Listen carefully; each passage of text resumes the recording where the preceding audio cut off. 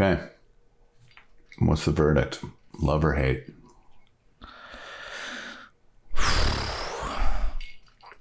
Sabotage. Black Sabbath. Black Sabbath. Not Beastie Boys.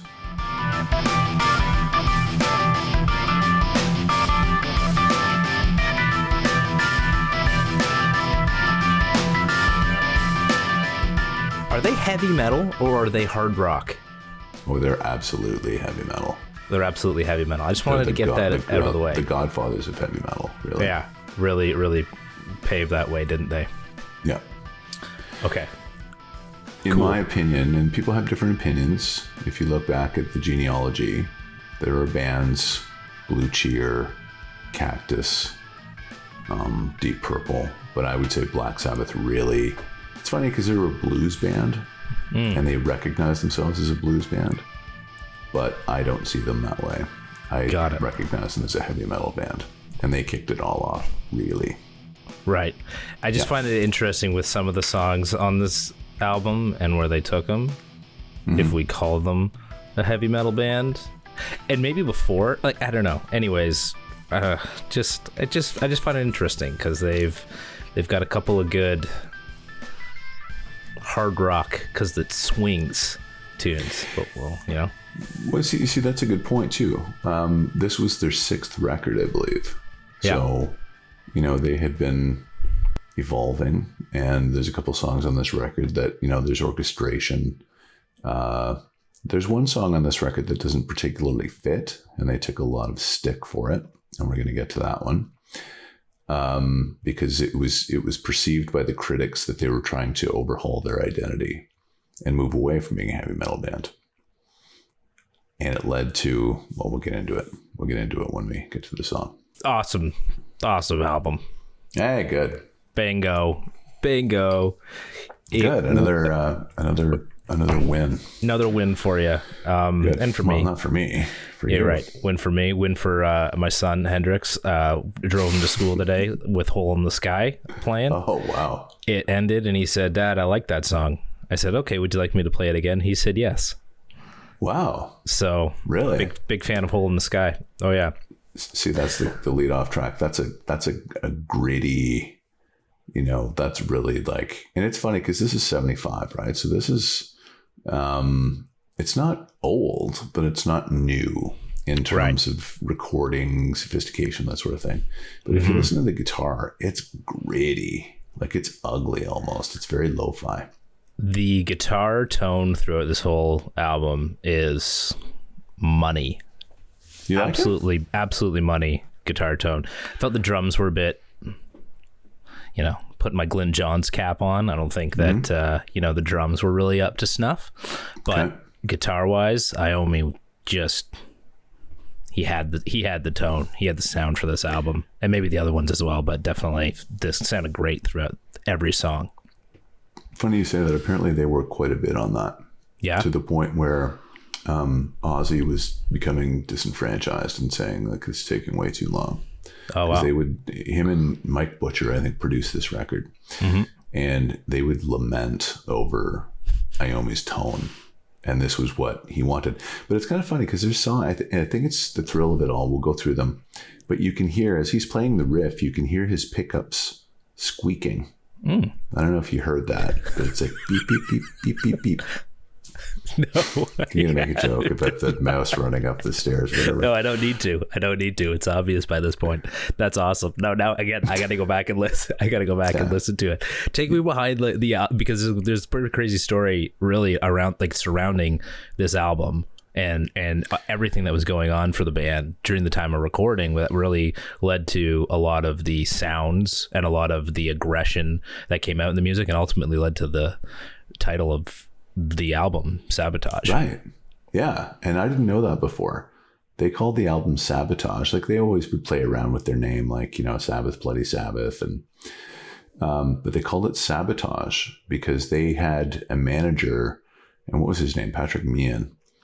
And it was determined by Black Sabbath. Somebody went through around Sabbath, Bloody Sabbath and determined that management was kind of ripping them off and skimming, funds and kind of cooking the books and stuff like that. So they fired management. Yeah, and I think Meehan was also very, I guess he wasn't very clear when it came to talking about money. Like he never really gave a direct answer or something. I read that Ozzy had mentioned he was never very matter of fact about it. Well, at this time, this is their 6th record, and they knew that they were doing well. I mean, they were very popular. Songs like Iron Man and you know, Children of the Grave, and like Paranoid, all the hits, War right? Pigs, yeah, totally. Paranoid, especially, yeah. So they had to, you know, they were like, "Where's all the money?"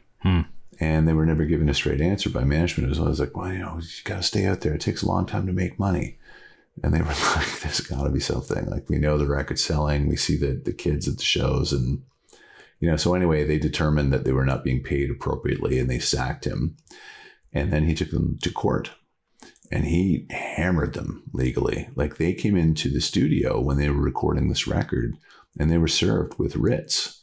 And that the last song is called The Writ on the record because of that. Like, they were at the mixing desk, and, you know, they were served with another, you know, legal notice. So yeah, it was really, and it weighed on them heavily. They were very angry. They were very distracted. They were very embittered. And at one point they said, "Why are we even bothering? Any money that we make at this point is just going to go into lawyers' pockets. So is there a point in going on at all even?" Wow. So, yeah. Wow. Yeah, it was pretty ugly for them right at this point. Right. So they felt that they were being sabotaged essentially, right? With what was going on and all of these legal fights, that they were like, "Well, we're going to call the record Sabotage." Sabotage. Yeah. I didn't know that until much later. It's funny. Yeah. There's a lot of other funny stories behind this record. Like I don't know if you know, but the artwork. It's a very very also like almost even like an unintentional sabotage on the album Sabotage artwork. By Sabotage. Yeah. It's ironic because what happened was they were called in to this photo shoot, and they were led to believe, because it was the first one, that it was just a test shoot. So they didn't dress for it. So, for example, like Bill Huard showed up with his wife's pantyhose, leggings like or something, red pantyhose. Yeah. And Ozzy had this robe on, this weird, like looked like a kimono almost. Iommi's sitting down, actually. Yeah. So they do the thing, and then they say, "Okay, so when's the real one? Like, we'll have black outfits, and you know, we'll have our stage clothes. We'll be all glammed up." And the guy said, "Well, yeah, it's going to be a lot better. So just, you know, kind of leave it in our hands." And so the initial pressings come out, and they use that test shot photo of the guys just like standing there in their weird clothing, right? Yeah. And they're like, we're not putting this out. We can't put this out. And then like, I think management came through and said, like, it's too late. Like, it's already gone to pressing. And how does that get around them? How does that happen without they're like, okay? I have no idea. That's wild. Yeah. So they were very angry about that, because it does look terrible. It's goofy. You know what? I love it. I look at it, I'm like, I would love this vinyl. I would love to have this vinyl. Maybe just even for the writing of the word sabotage, because I remember seeing Sabotage, or either Sabbath or Sabotage, but you know, obviously the way that S is around high school, you know, with some of the other kids and older kids that were into Sabbath at the time. And, you know, having listened to it, I'm like, I get it. I get it. If you listen to this album at a very like influential age, this is an album that you are going to hang on to. Like, these are songs I like. Lyrically, I'm a bit lost through some of them. I'm not sure really what they're trying to sing about, if anything. You know, I know that some of it was singing about some of the legal problems that they were going through. Obviously, you say with the writ and things like that. But you know, when I start looking at like what like Megalomania, with like lyrics behind that, I'm like, I don't know, you know, that's Symptom of the Universe, right? So that one's intertwined. So the writ and Megalomania lyrically were intertwined in the sense that Geezer Butler wrote most of the lyrics, I believe. And so that was his version of kind of his perspective, whereas the writ was Ozzy's perspective of all the legality and all the issues that were going on at the time. Megalomania, there's the line is like, why doesn't everybody just leave me alone? So that was directed at the lawyers, which is kind of funny because if you just listen to the song without knowing that, without that information, you would just think it's just kind of like that typical kind of metal, rebellion thing. Like I want everybody to not tell me what to do. Well, exactly. Yeah. That's why I feel like it'd be so influential, whether you knew what was happening to them at the time. Again, the idea of what makes the music timeless and obviously what makes, interpretation of music on your own, just a beautiful thing. So that's what makes our show so cool. That's it. That's exactly what it does. We illuminate people. That's it. With the Illuminatis. That's right. Does that work? Not really. No? No. Does that okay. Hold this guy. Let's get through. Not get through him, but let's go through him. Hold this guy. Killer opening track.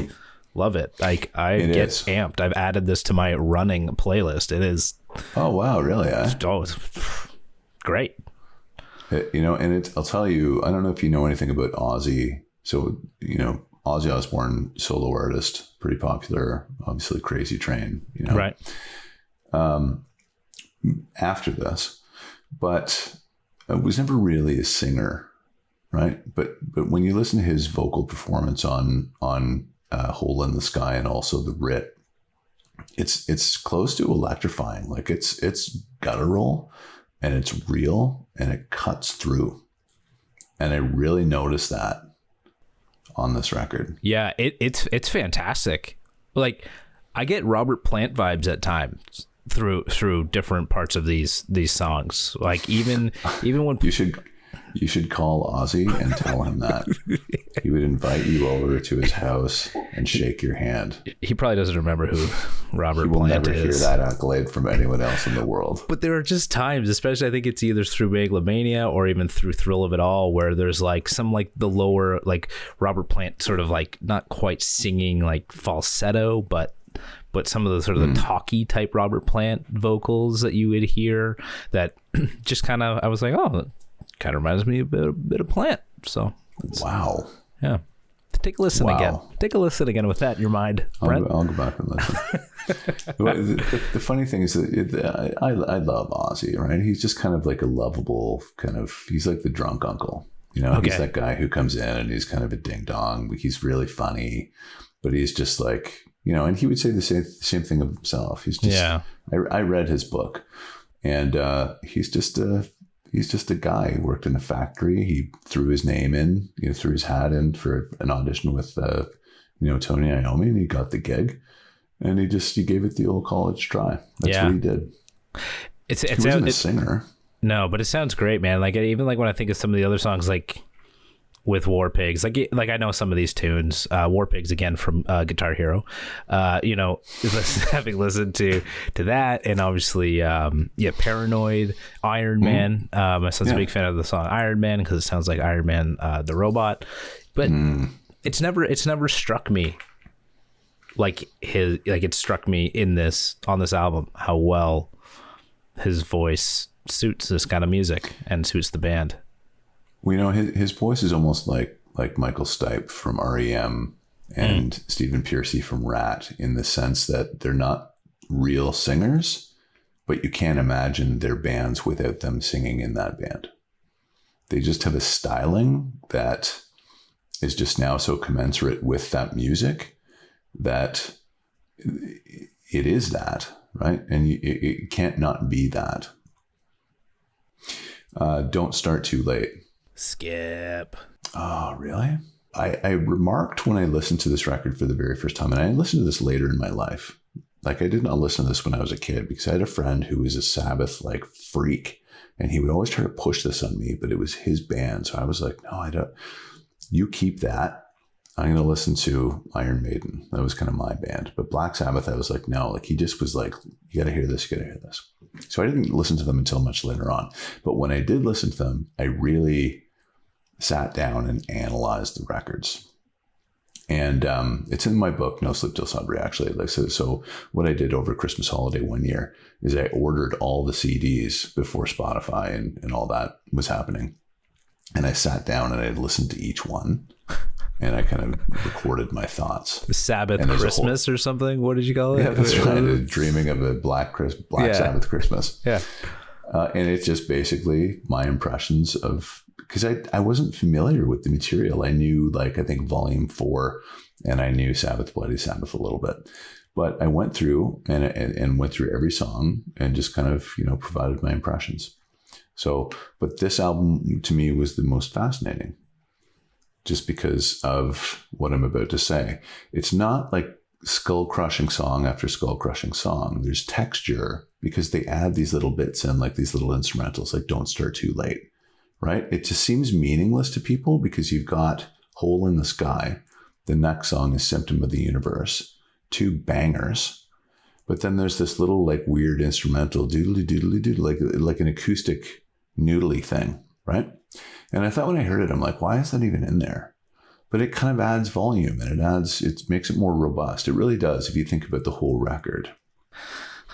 You just go back. Okay. That's one for you. Like, go back and listen to that. Sure.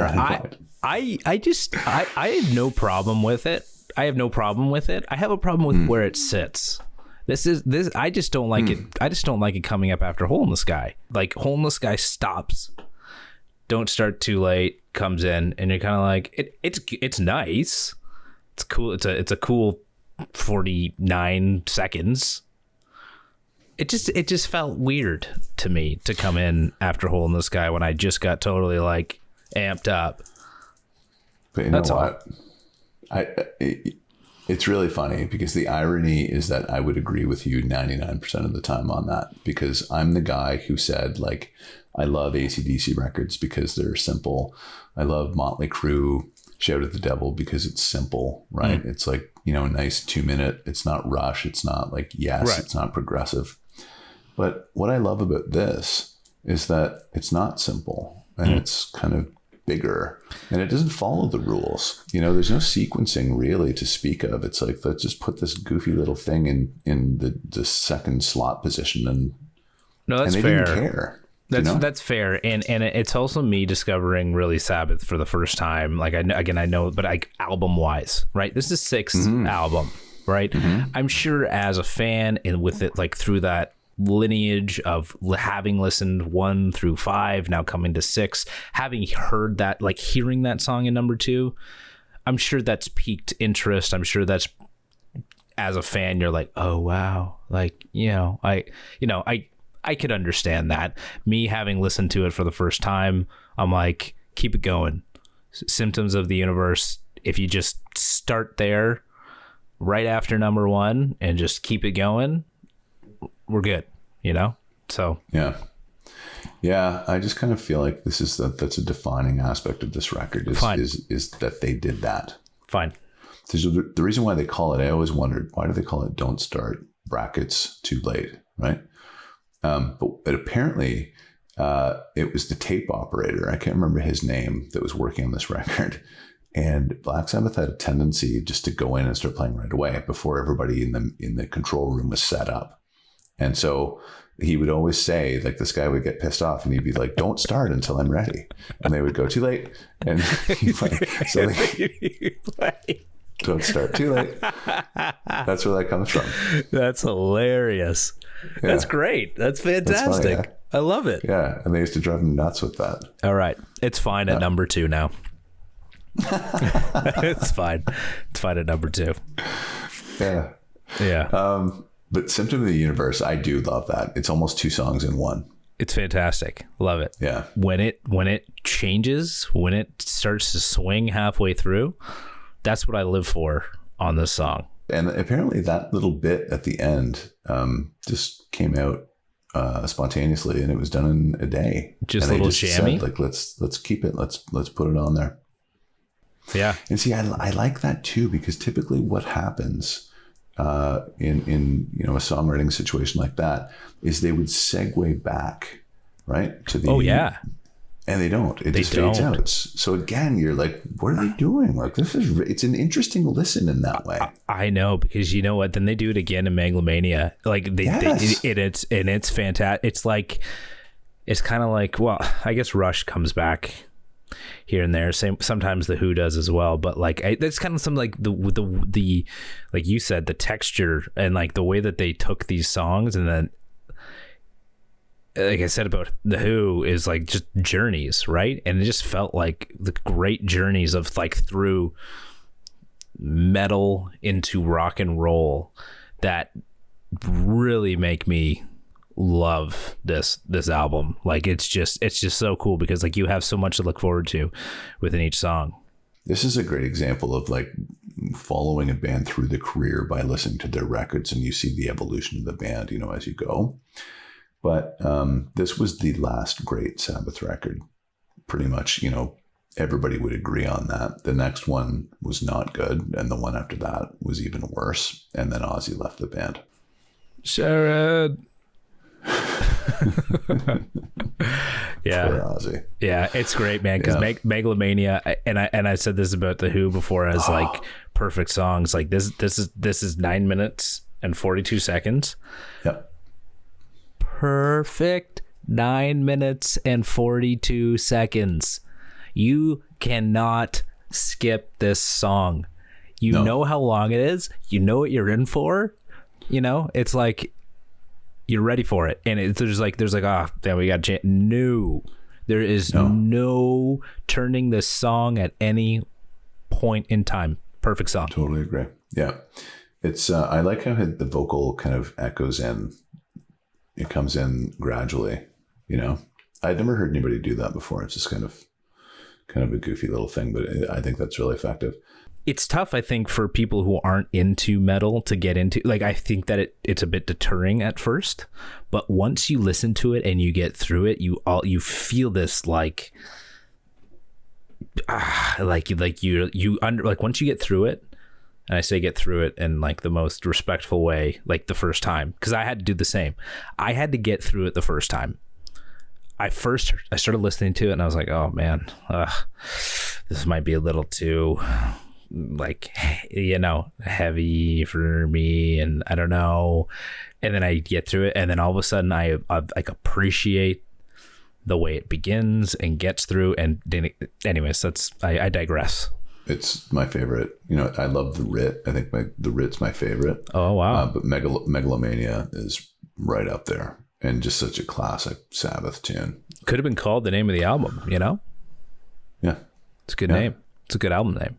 The thrill of it all. Swings. This is where I get confused about whether or not they're heavy metal or hard rock, because the thrill of it all is man. It's funny because they jam a lot of stuff into these songs, like, you know, Megalomania, but the thrill of it all, the Writ. It's almost like there's like 4 or 5 parts to these songs, and they kind of move you around quite a bit, right? Like they shift. And it's funny because bands who were huge Sabbath acolytes, a lot of the thrash bands like Metallica, Megadeth, would do the same thing. So when you listen to Metallica's first record, Kill 'Em All, there are songs that there's like 5 songs in one song. You know, they want to show off all the riffs that they have for you. It's like, okay, you know, here's the main riff, but now we're going to go into another one. And then now we're going to go into another one. And it's almost like they could have, you know, and I think that like Dave Mustaine from Megadeth actually said later on, he's like, I don't know why we did that, because we had like 4 songs. We could have had 4 songs instead of 1 song, you know? So we had so much material, we should have jammed everything into like 1 song, and we shouldn't have done it. But Sabbath did that a lot too. And I think that you know, they probably all got that from them.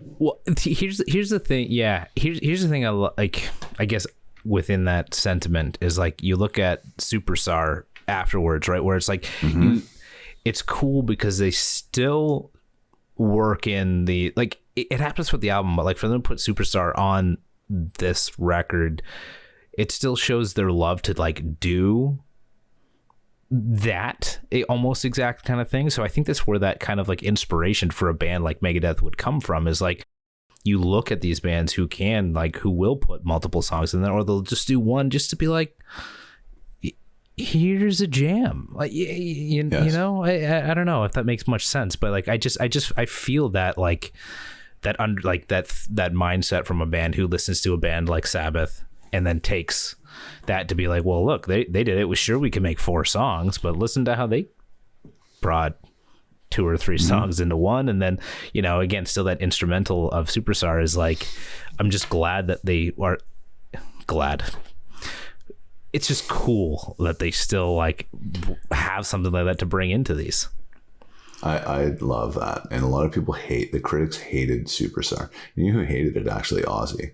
Oh, yeah. He thought it was terrible. He thought that Sabotage was a perfect record except for 2 songs. Superstar and Am I Going Insane? He said without those 2, you know, Sabotage would have been a much better record. Wow. I don't agree. I think that Superstar is like a great... See, again, it's just in keeping with the idea that Black Sabbath didn't care, you know? And we've talked about this on previous episodes. It's almost like they didn't care if you liked it or not. That's what they wanted to do. Yeah. So it kind of stands out. It's an instrumental. Yeah. And it's a little bit repetitive. But it's cool because it's got this very like dark gothy kind of like, you know... And it's like, we don't care. No, and perfectly titled, you know? Right? Like you get a sense of what the song is going to be just by the title of it, you know? Yeah. And I think that's super cool because it comes on and like it's like these whatever, this choir, like these vocals, right? Totally. And you're like, I correlate SAR to these kinds of vocals. Right.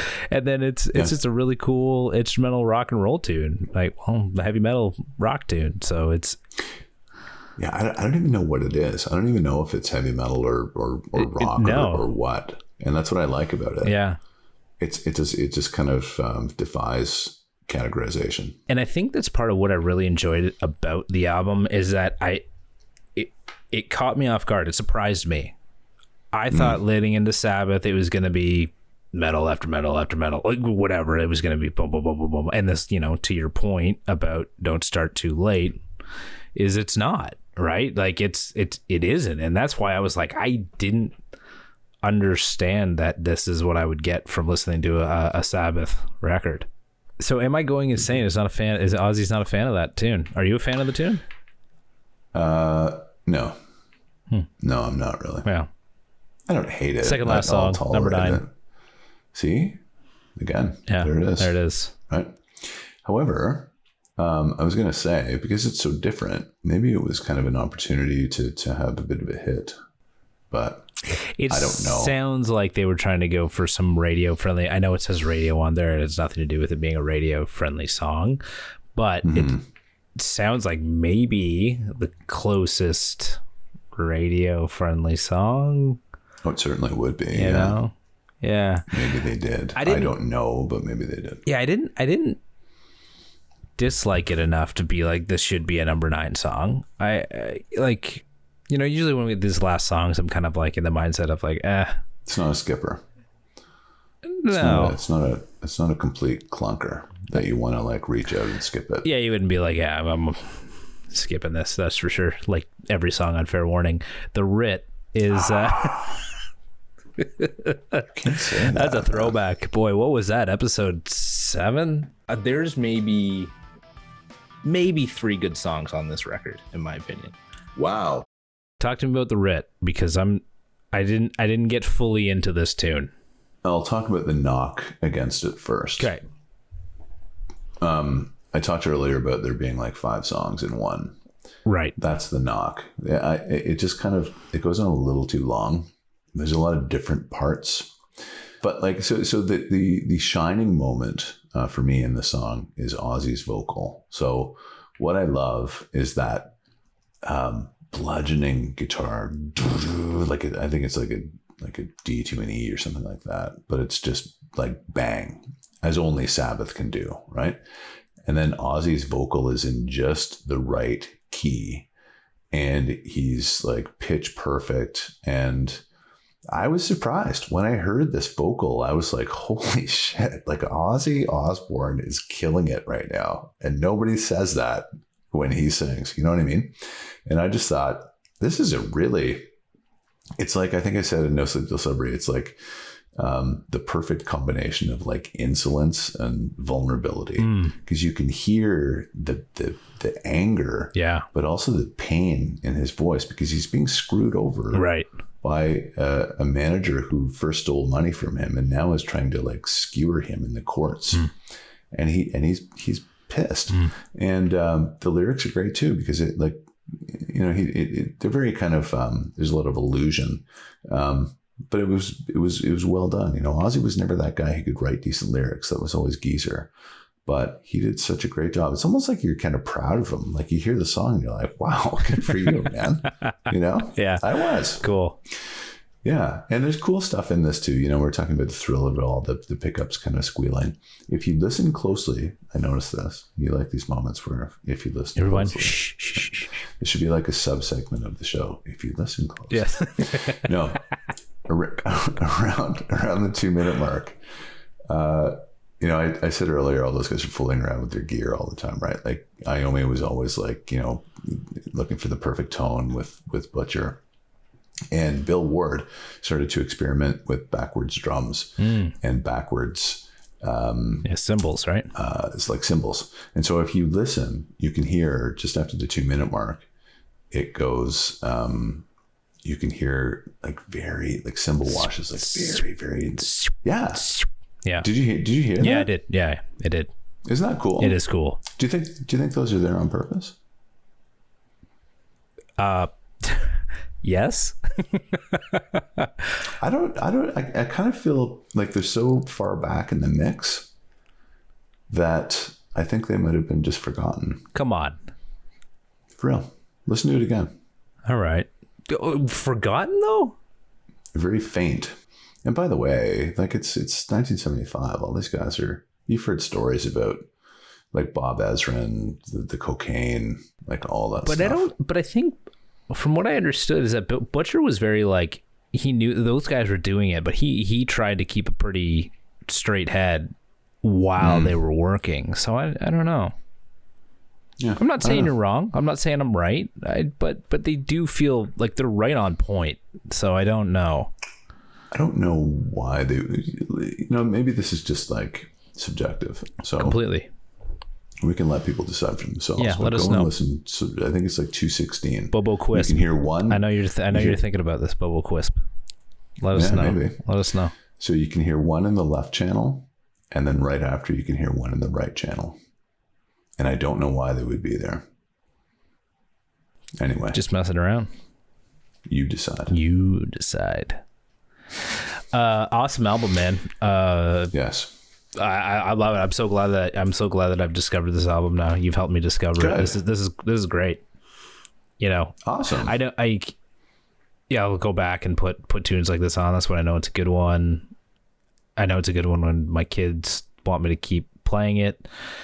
So I'll give it a 4. I'm going to give it a 4 out of 5. Sabotage by Black Sabbath. Nice. What's up next, Jenny? Well, you have a choice. I'm going to give you a choice. So we can do a direct acolyte of Black Sabbath in the form of Metallica. Ooh. Master of Puppets. Or okay, AC/DC, Highway to Hell. For me, Master of Puppets was probably very close to them at the peak of their powers. And that's why I'd recommend that. And they're a direct descendant of Black Sabbath. Well, let's do that. Let's keep on that trajectory. Let's do that then while I'm in the mindset. Okay. Well, let's give this a spin and see what happens. Okay. Godspeed, Alex. Lord have mercy. Luck. Love it. Awesome, man. Cheers. All right. Cheers, brother. Thursdays.